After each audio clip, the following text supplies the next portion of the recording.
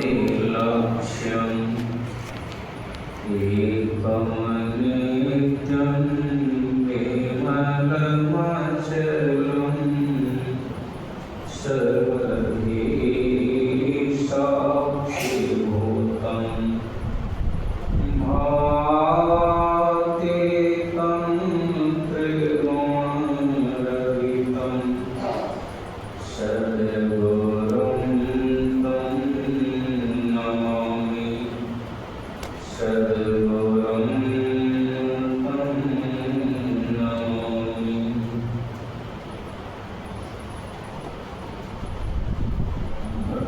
विश्वब्रह्मांडादीनां सर्वसंस्मरणीय परमाराध्य सद्गुरु महाराज के पावन युवक श्री चरणों में मेरा नमन है। और गुरुजनों के पावन श्री चरणों को मैं अपना कोटि बार प्रणाम निवेदित करता हूँ। बाबा के पावन श्री चरणों में भी मेरा बहुत बहुत बार नमन है। उपस्थित सत्संग प्रेमी महानुभाव माताओं का सबों को मैं अपना प्रणाम निवेदित करता हूँ और निवेदन करता हूँ कि एक बार हम लोग गुरु महाराज के जय ध्वनि करें। बोलिए श्री सद्गुरु महाराज की जय।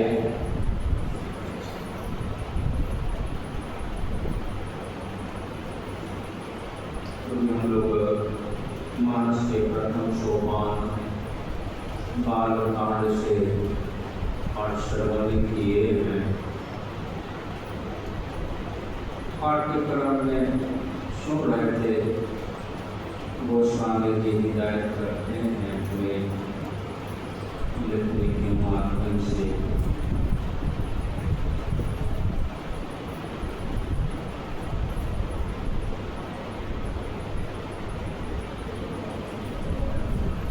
पहले मंत्र को सुन रहे थे।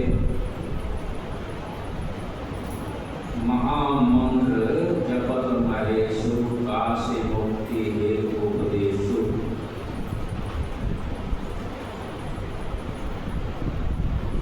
इस महामंत्र को जप करके संसार से मुक्ति पा सकते हैं। वो महामंत्र जो संतों ने उपदेश ने करने की कृपा किए हैं या तो समझ करना चाह रहे हैं। काशी मुक्ति हेतु उपदेश काशी काशी बनारस को देख रहे हैं। शास्त्रों में वर्णन यही है, पाते हैं कि काशी जो है जो धरती से अलग ही नहीं हो सके।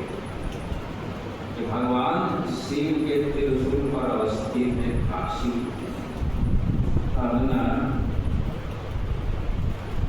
जब राजा हरिश्चंद्र को स्वप्न हुआ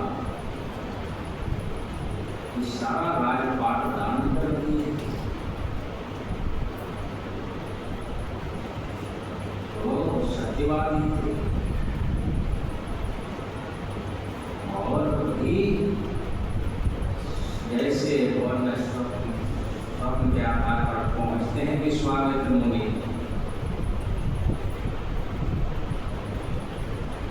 हमको राज का सब दान कर दिया है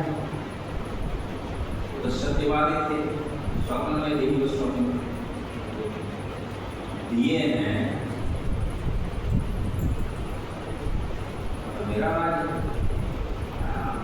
सब कुछ देने दान ऐसे सिद्ध नहीं होगा। जब तुम दक्षिणा भी दोगे दक्षिणा में सोना चांदी क्या सब कुछ दे ही दिए दान तो बचा है नहीं, राज ही दे दिए क्या बचा।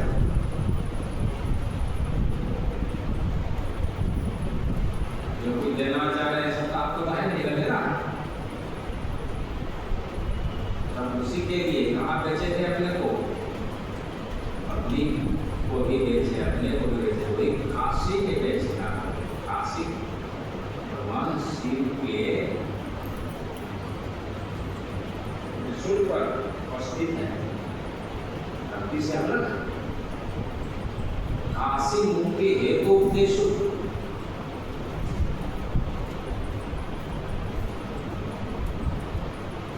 काशी किसको कहा?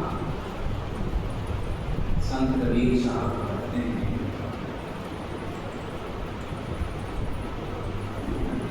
काया ही है, शरीर ही काशी, जो धरती से धरती पर है लेकिन धरती से अलग।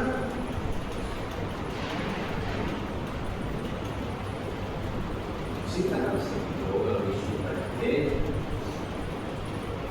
काशी में उस राम को जो महामंत्र है, महामंत्र है क्या?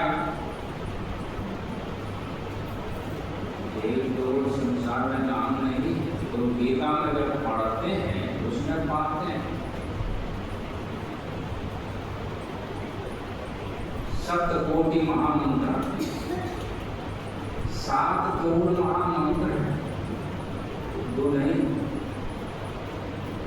चित निर्वंश का चित को समर्पित करने वाला,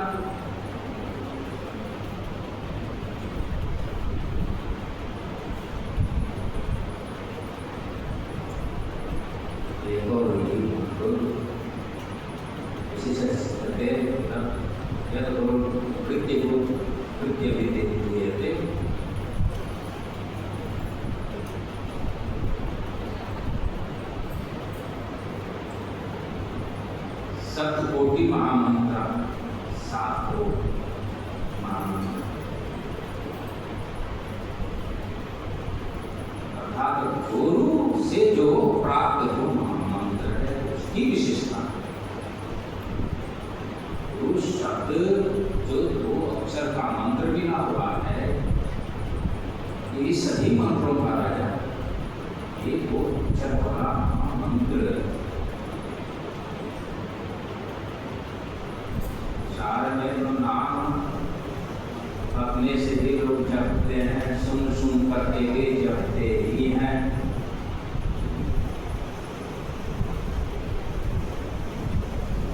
देखते हैं जब शरीर छूट जाता है उस समय भी राम नाम शब्द है करते करते जाते हैं, राम नाम जपते जाते हैं।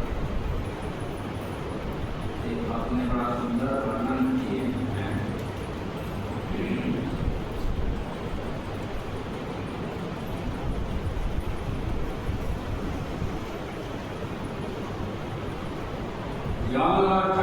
शीश पर राम नाम है सत्य, राम नाम है सत्य। जब लग सक्रिय हो मुर्दा है शरीर,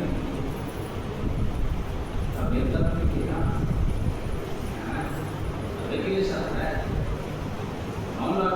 शीश पर राम नाम है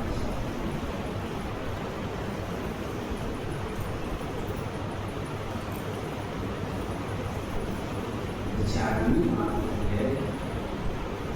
हम आप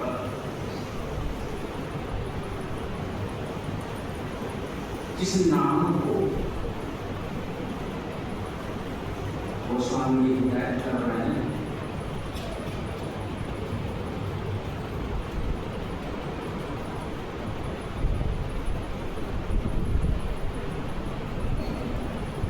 उस नाम को जब तक नहीं जानेंगे, समझेंगे, पूछेंगे,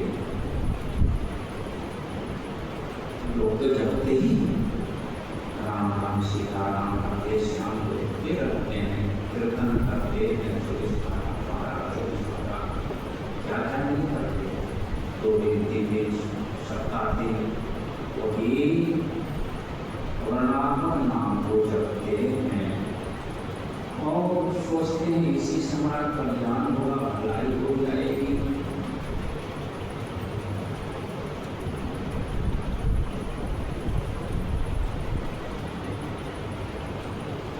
क्या करता है?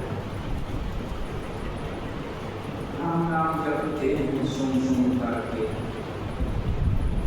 लेकिन के द्वारा ज्ञान, जिस ज्ञान से कल्याण हुआ, जब तक नहीं सुनेंगे समझेंगे तो उस नाम को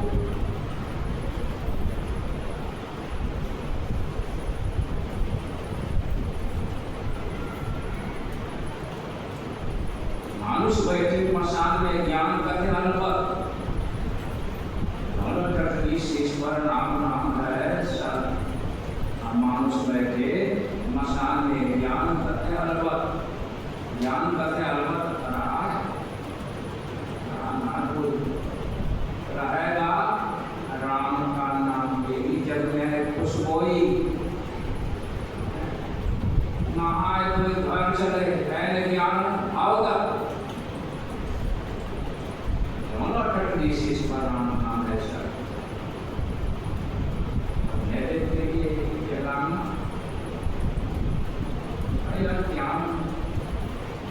इसे पढ़ा देते मसाले ज्ञान से काम नहीं चलने वाला है। जब तक नहीं सत्संग में आएंगे, सुनेंगे नहीं तो क्या।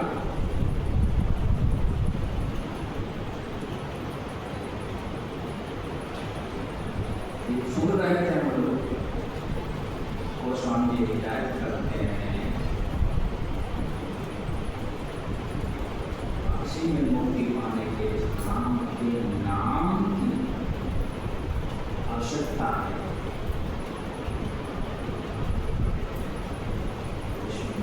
राम के नाम की महिमा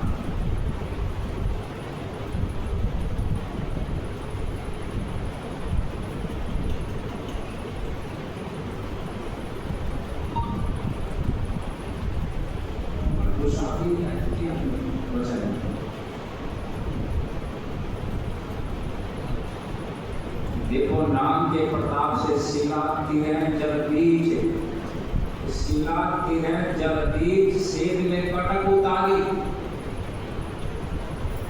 नाम ही के प्रताप से बानर लंका जारी, नाम ही के प्रताप से जहर निराने खाई। नाम ही के प्रताप बाल प्रहलाद बचाई। पलटू हरिजस नाश में ताको कहिए नीच।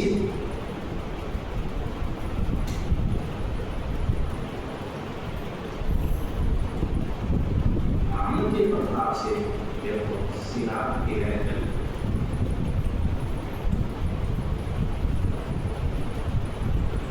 और बात सुन चुके हैं हम लोग। जब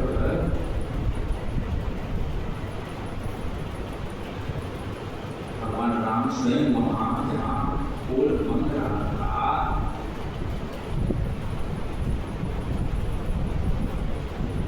पत्थरों के द्वारा बांधा जा रहा था। सभी पत्थरों में राम नाम लिख करके डालते थे, तो तैरने लगता। फल पानी में तैरने लगा। देख कर के भगवान को बनाने लगे, तो उनको हौसला बनाने के लिए वहाँ रहे देखते हैं कि पत्थर में पानी में तैर रहा। आश्चर्य प्रकट करते हैं, लोग कहते हैं कि अगर से मन या आपकी नाम की महिमा, भगवान कहते हैं नाम की महिमा मेरे द्वारा रहता है। भगवान राम पत्थर लेकर के छोड़ देते हैं, टुकड़ा करके भीतर अलहटी में चला जाता है पत्थर। तुम लोग बातें हो तुम्हारे नाम की महिमा, ये तो पत्थर लेकर के छोड़े तुम्हारे घर कहाँ देता है।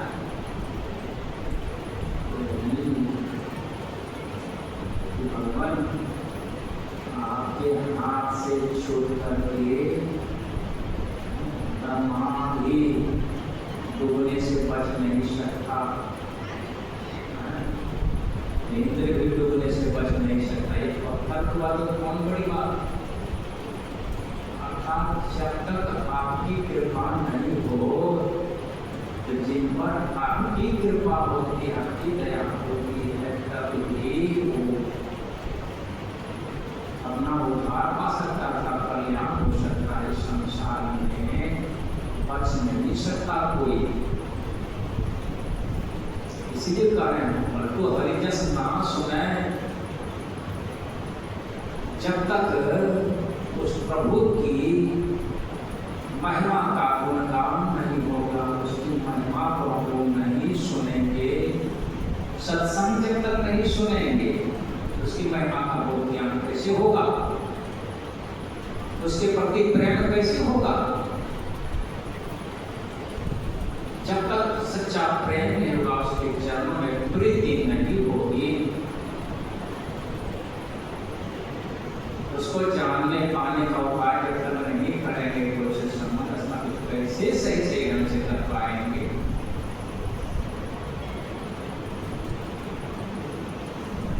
कि वास्तव में ये है कैसे। यही बहुत समय में बात जब नहीं आई तब ना, जब युद्ध हुआ रावण के लंका में, भगवान राम लक्ष्मण दोनों युद्ध के क्रम में नागपाश से बंद गए हैं मेघनाद के द्वारा।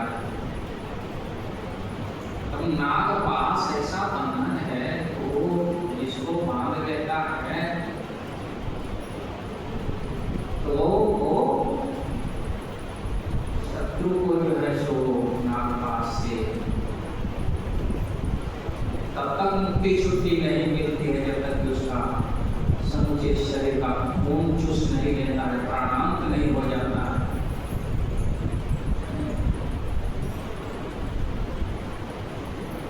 वही नागपाश में बंधे हुए हैं। अब सब देख रहे हैं क्या उपाय। तब जाकर के वहां देखते हैं वो सब स्थान वहां आए हैं नारद बाबा।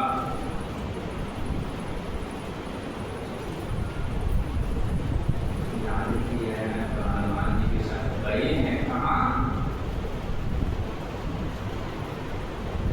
कैसे से गरुड़ जी हैं उनके पास जाकर निवेदन किया, वो आएंगे यदि नाम पास से छुड़ाएगा वही जाकर के उद्धर किया है गरुड़ जी। कैसे से बात है तो चलिए, तो गरुड़ जी आए हैं। अब देखते हैं यहाँ नाग पास से बंधे हुए भगवान राम लक्ष्मण को। भगवान कैसे भगवान होते थे नाग पास से बंधते समझाया क्या तो गरुड़ जब आए हैं नजदीक तो उसको देखते ही कितने नाग सब छोड़ छाड़ के भागने लग गए और जो बचे कुचे सबको खा गए। इस तरह से जब अब स्वस्थ हुए हैं, बंधन से छूट गए, तब गरुड़ जी को ही वो मोह बंधन पड़ गया। मतलब गरुड़ जी सोचने लगे कि ये भगवान कैसे हो सकते हैं। भगवान अगर भगवान होते तो ये नागपाश में कैसे बंधे, नागपाश से बंधे हैं। ये नागपाश ऐसा है कि जब तक नहीं मार करके खत्म हो जाता है, किसी को बांधता है तो छोड़ता भी नहीं। हम अगर नहीं आते तो ये नाग दोनों को तो मार ही देते, मृत्यु को प्राप्त हो जाता। ये भगवान नहीं है, ये राजा दशरथ के को पूछ रहा है। अब यह मोह हो गया, ज्ञान था उस पर स्वार हो गया, इस मोह में पड़ गए। अब इस मोह को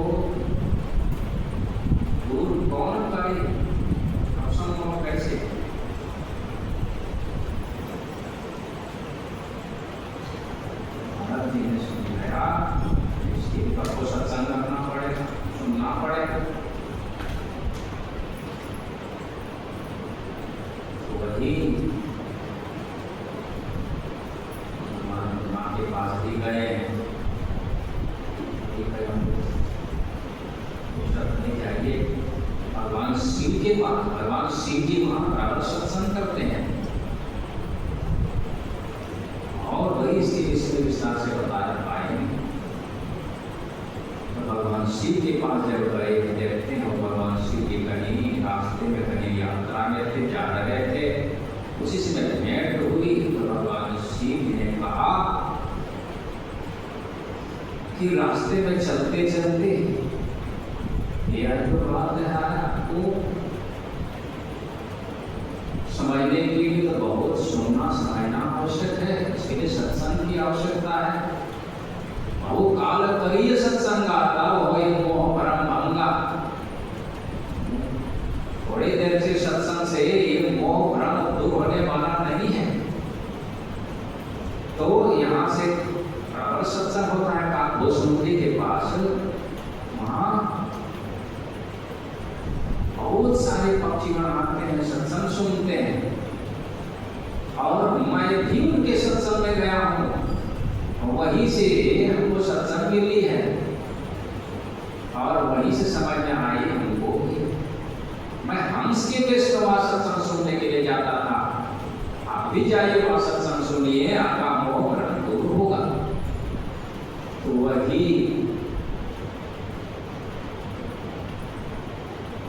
गरुड़ जी गए हैं आपको सुनने के पास आश्रम करने के लिए। ये कथा भगवान शिव जी सुना रहे हैं।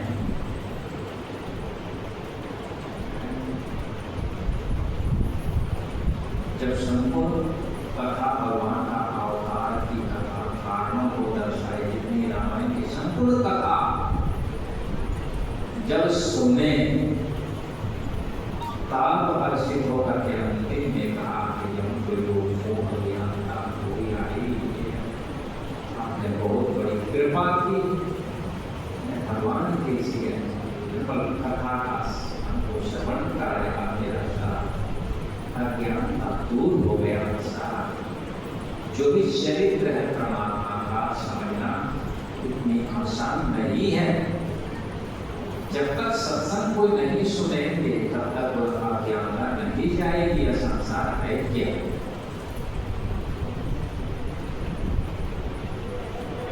इस संसार में हम लोग पड़े हुए अनंत काल से।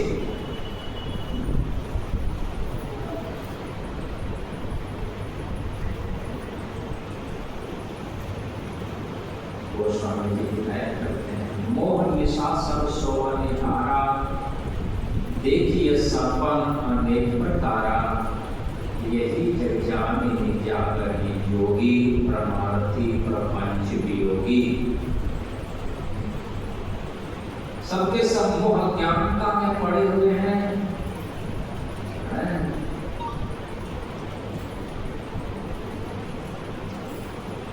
इस आसार संसार को हम लोग सत्य मान करके बैठे, जिसके कारण उस मालिक को भूले हुए हैं, बिसरे हुए हैं।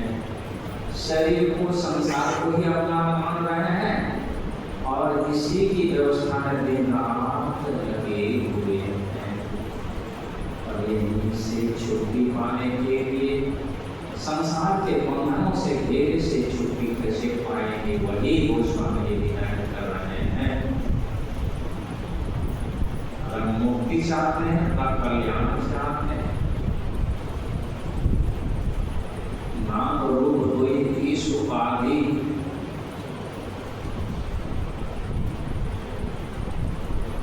ईश्वर की उपाधि है।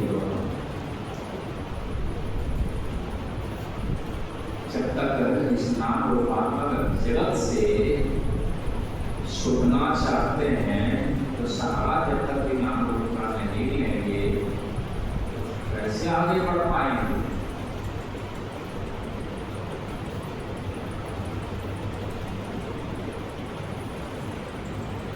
क्योंकि नाम रूपात्मक जगत सृष्टि जो हम लोग देख रहे हैं नाम रूप से बनी हुई है। क्या था भयंकर, नहीं विचारने के कारण सुंदर सुखद प्रतीत होता है, लेकिन वास्तव में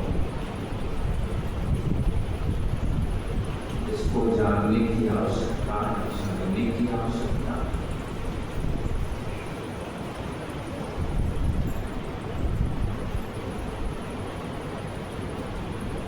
तीन तरह के शब्दों को शास्त्रों में पढ़ते हैं, वो स्वामी भी लिखते हैं।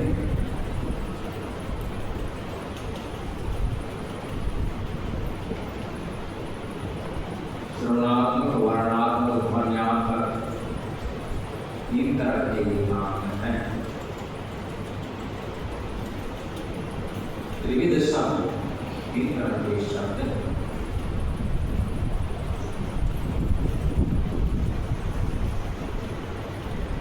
जो शब्द हम लोग सुनते हैं, गाया बाजा से लोग आलापते हैं, गायक लोग गाते हैं, ऐसे ऐसे शब्दों को सुनते हैं जो गाने वाले अपना आलापते हैं, जो उसका कोई मतलब नहीं होता, लेकिन सुनते हैं, सुनने में अच्छा लगता है। शरणात्मक उसी में से जो शब्द को वर्णन में हम लोग पढ़ते हैं, सुनते हैं, जिस नाम को वह नाम वर्णन में आता है, उसको वर्णात्मक कहा। और ध्वन्यात्मक शब्द है जो अभ्यास करते हैं, उसको अंदर में शब्द सुनाई पड़ता है, करके भी लोग देखते हैं, बहुत झंझनाट होता है, इधर में शब्द सुनाई पड़ता है। उसी तरह से लोग स्वामी देखते हैं। शरणात्मक, वर्णात्मक, ध्वन्यात्मक, तीन तुलसी कहानी अनुभव।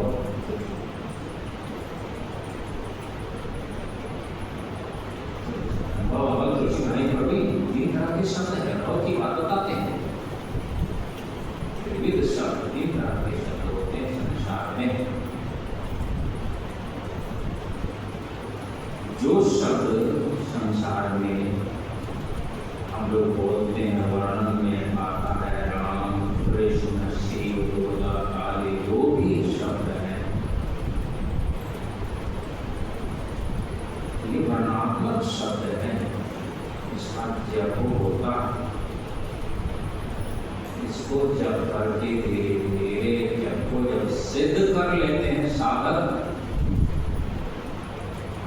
तो जिस मंत्र को सिद्ध कर लेते हैं, परिणाम क्या होता है, वो मंत्र के प्रभाव से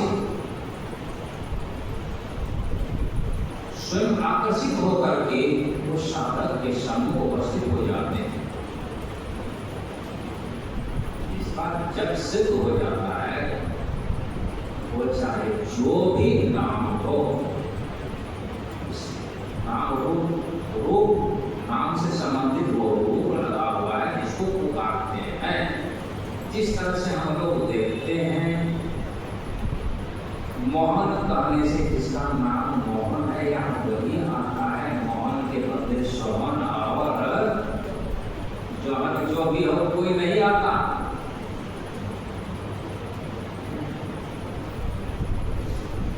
नाम है वही उपस्थित होते आते हैं ना। सैकड़ों लोग बैठे हुए हैं, उन सैकड़ों में से जो एक है वो मोहन, जिसका नाम है वही आते हैं।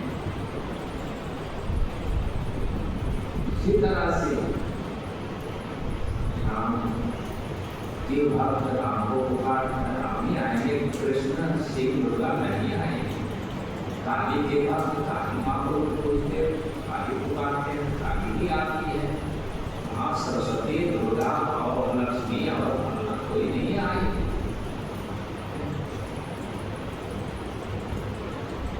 वही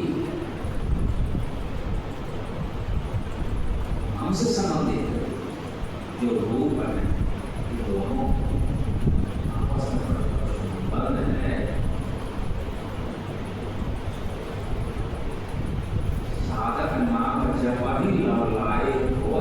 सिद्ध अनिमार्ग आए। जब साधक एकाग्रचित होकर के अनवरत उस नाम को जपते हैं, तो सुन रहे थे। इसी तरह से बहुत बार सुन चुके हैं जो वो प्रदत्त मंत्र जो है वो साधक जपता है, जब सिद्ध हो जाता है तो अष्ट सिद्धियां को अष्ट सिद्धियों में से थोड़ा थोड़ा थोड़ा थोड़ा आना शुरू हो जाता है, जिसका जब सिद्ध हो जाता है। तो जरूर सुने हमारे शरीर में थे और साथे थे वो स्वामी रामानंद सदगृहस्थ थे, लेकिन साधन अच्छी ढंग से करने के फलस्वरूप उनको गुरु महाराज की इच्छा में अधिकार दे दिए थे। उन्हीं के सुपुत्र थे कृष्ण कुमार, जो अभी लखनऊ में 2 पुत्र हुए होंगे।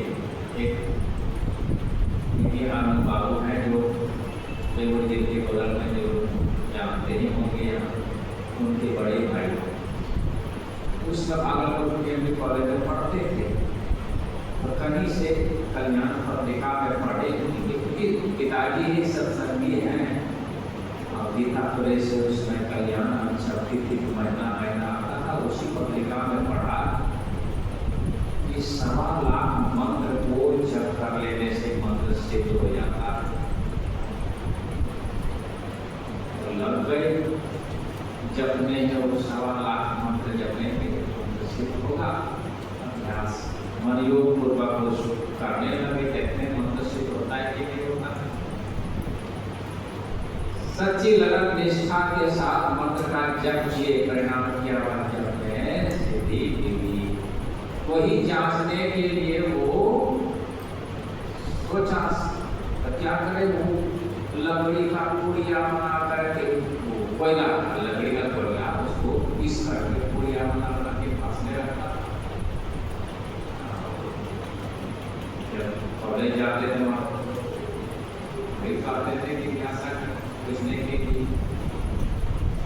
क्योंकि विद्यार्थियों आपस में पूछते अच्छा ये बताइए कि आपको पास हुआ कि नहीं होगा की परीक्षा में। तो जो पास करने वाला लड़का होता था उसका लिखा जाता, पूरा किसका काम है लिखा जाता था पास। तो जो फेल होने वाला था उसका लिखा जाता था फेल। कितना नंबर मिलेगा, फिर पूरा खींच लेते पास में, फिर आ जाता था कितना नंबर मिलेगा।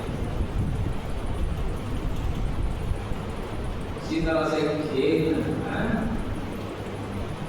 शुरू कर दिया है, मंत्र सिद्ध हो गया है, उसी के प्रभाव से सिद्धि मिल रही है थोड़ा थोड़ा।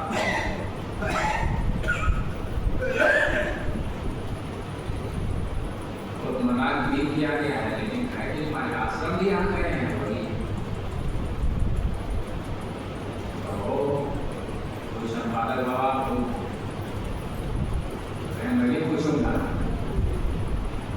पूछिए, यहाँ नहीं पूछूंगा।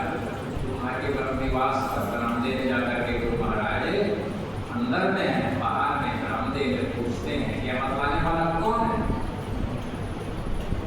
जैसे पुड़िया किसा बाह में स्पष्ट आ गया इष्ट, फिर पूछते हैं इष्ट कौन है तुम्हारा, फिर वहां पर किसा पुड़िया गिरा गया, मासी में ही ब्रह्म जी महाराज स्पष्ट लिखा गया।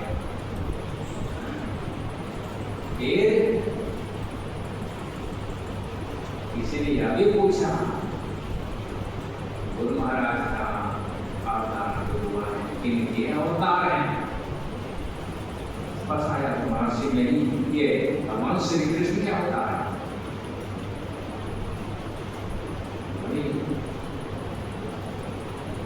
गुरु महाराज का शरीर कब छूटेगा, बस वो याद दिशा में इसलिए करते हैं।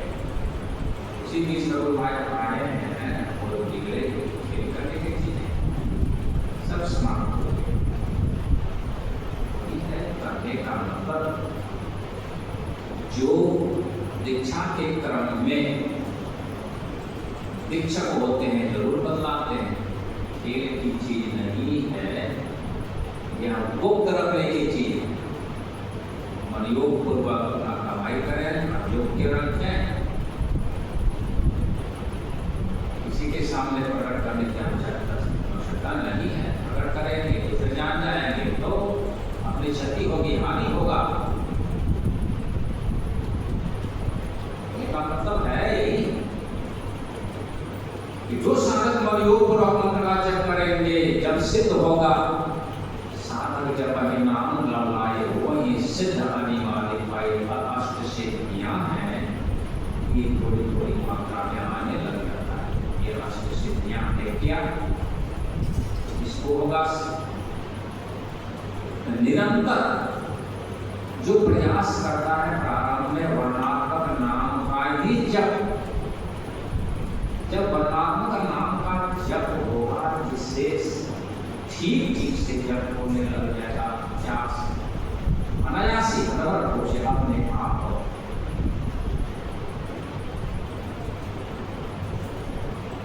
इस तरह से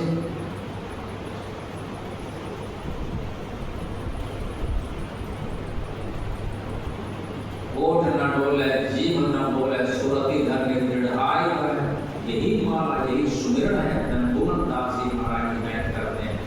और सुमिरन किस तरह से होना चाहिए? सुमिरन सुरत लगाए कि मुख में कछु ना हो, बाहर का कट, मंत्र अंतर का मंत्र। और जब अंतर अभ्यास करेंगे मनयोग पूर्वक, अनवरत रूप से अभ्यास से जब करते करते करते जिसका जब होने लग जाता है, तो सुन रहे हैं हरदम हरदम क्या किए? श्वास दम, श्वास श्वास में नाम सुमिर ले। जो ऐसा करेंगे जो करते हैं, सुन रहे हैं लोग साजो भाई की वाणी को, बैठे लेटे चालते हर वक्त, खान पान व्यवहार जहां तहां सुमिरन करें, सहयोग ही समान।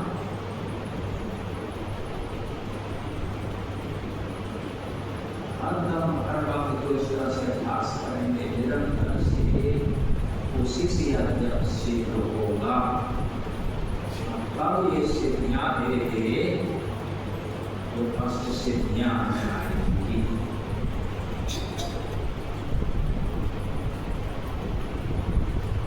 गरिमा गरिमा गरिमा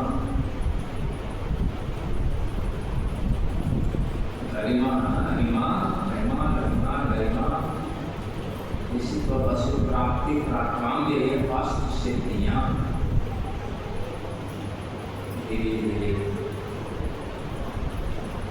जब सिद्ध होगा, ये सिद्धियां थोड़ी थोड़ी मात्रा में आएंगी। लेकिन इतना करने से अब मानस ध्यान आगे उसी से होगा। जिसका जब सिद्ध होगा उसी से मानस ध्यान होगा। मानस ध्यान में इष्ट का जो भी रूप है उसको ख्याल में ला करके मनयोग पूर्वक उसी के प्रेम में डूब करके जो उसको पुकारेंगे, जब सिद्ध होगा जरूर आएंगे। वो छुप करके रह नहीं सकते, उसी के पास वो आएगा। ज्ञान समझ में आएगी बात, विचार उसका शुद्ध पवित्र होगा और उसका विवेक खुल जाएगा, सारा सारा बोध होगा। जानने समझने में आएगी सारी बातें, अब क्या करना, कैसे करना, अब ठीक ठीक से मानस ध्यान जब करेंगे, इष्ट का ध्यान करेंगे अगर ठीक से तो उनके गुण भी आएंगे।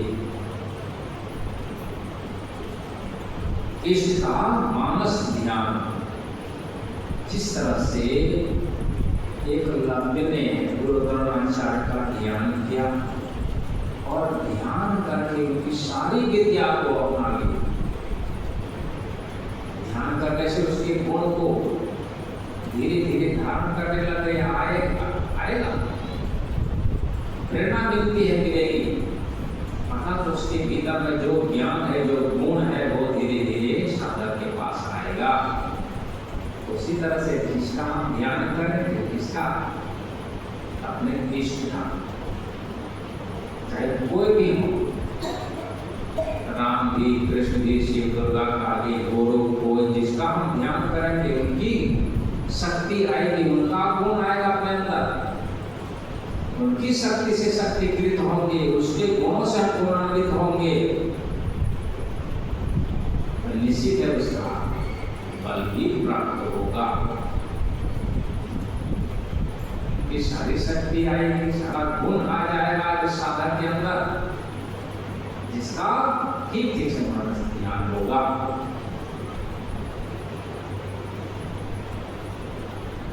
जब उनकी सारी शक्ति गुण आएगा अपने अंदर, तो वही अपने को योग्य बना लेगा।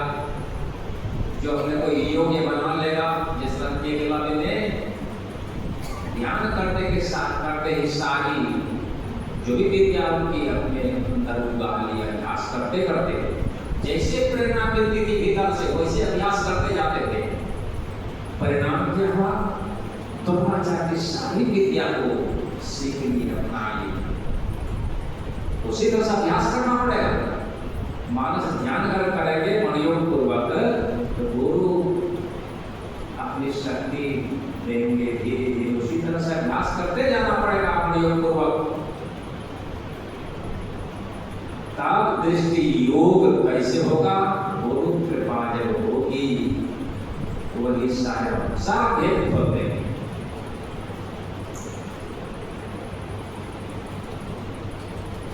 कैसे दृष्टि योग में सफलता मिलेगी, कैसे करेंगे, सारा वो गुरु कृपा हो गई। जब मानस ध्यान हो गया, अब अभ्यास करने की आवश्यकता है। तो दृष्टि की धारणा को जोड़ने के लिए कहाँ जोड़ेंगे? सारा वेदराज रहस्य गुरु ही कृपा करके खोलेंगे। जब दृष्टि टिकेगी अपने अंदर, एक विद्वता हासिल जब होगी, सुरदास जी को हिदायत की दीक्षा के क्रम में हम लोगों को सब बता दिया गया। दोनों नेत्रों के ठीक बीचों बीच वह निशान का बिंदु जहाँ पकड़ेंगे। नैन सुरदास जी देखते हैं, नैन नासिका अग्र जहाँ था कंठ को पास, अविनाशी की नजर में वो सदा ज्योति प्रकाश।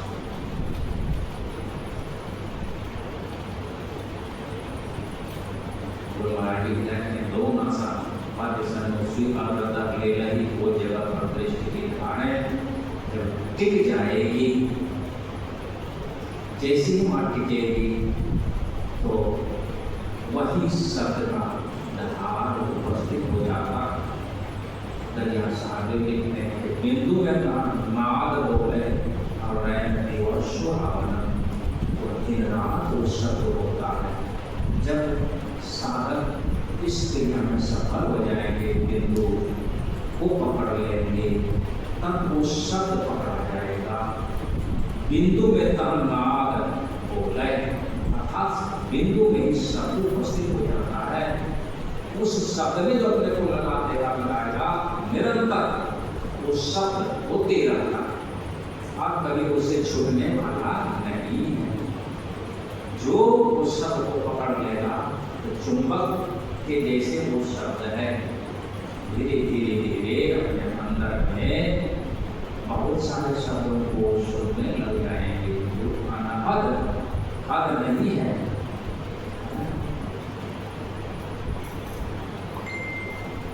दृष्टि से ही साधक आगे बढ़ पाते हैं। अपने अंदर प्रकाश के लोक में सूक्ष्म लोक में पहले गमन होता है और फिर सूक्ष्म से आगे सद जब पकड़ा जाता है कारण सब शरीरों को टपते टपते अंतिम में केवल इस शरीर में जब होते हैं और वहाँ से टप करके वो ध्वन्यात्मक आदि नाद जो निर्गुण है वहाँ कोई गुण नहीं, इसके पहले गुण है। जहां तक हम लोग देखते हैं साम्यावस्था का मूल प्रकृति अमर कथा है तक वहां उस सब में गुण है जिसके कारण से चक्कर खाकर के कितने साधक गिरते हैं, लेकिन उसको भी टक्कर के जो चले जाएंगे बस करके बचा तो गुरु कृपा से चैतन्य मंडल में जैव दशा में वहां पहुंचेंगे, वहां चार शब्द की प्रति प्राप्ति होगी, उसमें कोई गुण नहीं है, वो तीनों गुणों से परे वही गोस्वामी त्रिविध शब्द अनुभव भगवान तुलसी का ही प्रवीण तीन तरह के शब्द होते रहते हैं अपने अंदर में। इसी शब्द को जब करके साधक का परम कल्याण पाते हैं